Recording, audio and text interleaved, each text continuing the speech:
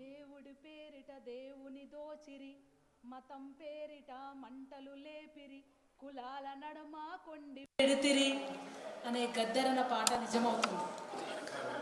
నిన్న కేంద్ర మంత్రి గారు బండి సంజయ్ అన్న గారు వ్యాఖ్యానించిన వ్యాఖ్యలు తెలంగాణ, తెలుగు, అట్లాగే దేశ ప్రజలు, కళాకారులు, మేధావులు, విద్యార్థులు చాలా బాధ కలిగించింది. దాన్ని ఖండిస్తూ ఈరోజు ఇక్కడ ప్రెస్ మీట్ ఏర్పడడం జరిగింది. బండి సంజయ్ అన్న గారు చాలా ముక్తఖండంగా చెప్తున్నాము, మేము అవార్డు ఇవ్వము. ఇక్కడ మీరిచ్చేదేముంది? మీరు ఏమైనా ఇంట్లో నుంచి ఇస్తున్నారా అవార్డు, లేకపోతే బీజేపీ పార్టీ ఇస్తుందా అవార్డు అనేది ప్రజలకు తెలియాల్సిన బాధ్యత ఎంతగానో ఉంది.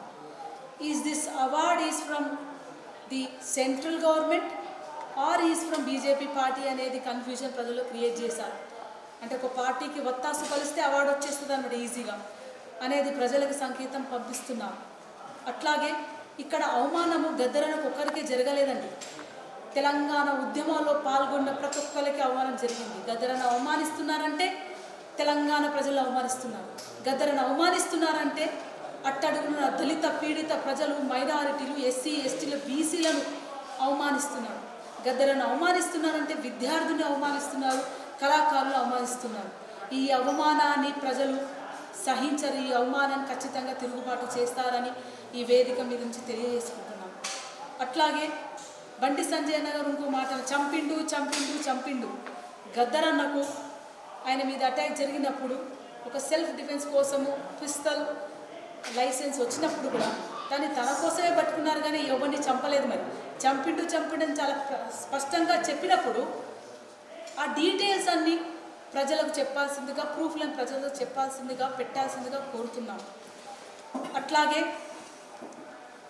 నరేంద్ర మోడీ గారు గద్దరన్న చనిపోయినప్పుడు మన ప్రధానమంత్రి గారు, అట్లాగే మన సీనియర్ మంత్రి గారు బండారు దత్తాత్రేయ అంకుల్ గారు, మా కుటుంబ సన్నిహితులు, అట్లాగే మా అన్నగారు కిషన్ రెడ్డి అన్న గారు, అట్లాగే లక్ష్మణ్ అంకుల్ గారు, మా ఏరియా రామకృష్ణ అన్న గారు, వీళ్ళందరూ అన్నారు గద్దరన్న చనిపోగానే కుటుంబానికి వచ్చి గద్దరన్న గొప్పవాడు అనే త్యాగాలు గొప్ప, ఆయన పాట గొప్పది, ఆయనతో స్ఫూర్తి పొందిన వాళ్ళని చెప్పిన అన్నవాళ్ళు. మరి గద్దరన్నని హంతకుడుగా మీరు చెప్తున్నారంటే ఒక పార్టీలోనే ఇన్ని డిఫరెన్సెస్ ఉన్నాయంటే అది కూడా క్లారిటీ ఇవ్వాల్సిన బాధ్యత ఎంతగానో ఉందని నేను అనుకుంటున్నాను.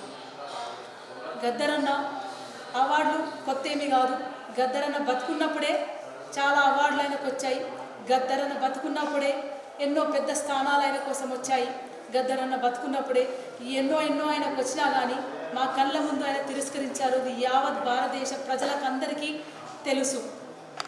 ఆయన తన చరిత్ర చేసుకున్నాడు. ఆయన భారత చరిత్రలో తన పేజీని తానే రాసుకొని పోయారు. ఇప్పుడు మీరు తిట్టంగానే ఆ పేజీ చినిగిపోదు, నేను మెచ్చుకోగానే ఆ పేజీలో ఇంకొక అక్షరం పెద్ద కాదు. ఆయన సూర్యుడు వలె, ఆయన సూర్యుడు, ఒక ప్రపంచానికి వెలుగునిచ్చే సూర్యుడు అస్తమించింది అనుకుంటాం, మళ్ళీ తెల్లారి పొద్దే పొడుస్తారు, మళ్ళీ తెల్లారి వెలుగునిస్తారు. సూర్యుడి మీద ఉమ్మేస్తే ఏమవుతుంది? మన మీదనే పడుతుంది.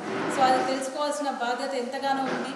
ఇక్కడ తెలంగాణ యోధులు, తెలంగాణ కళాకారులు, ప్రజలు, ఆంధ్ర తెలంగాణ ప్రజలంతా, భారతదేశ కళాకారులు ప్రజలంతా చాలా బాధపడి ఈ విషయాన్ని ఖండిస్తున్నారు.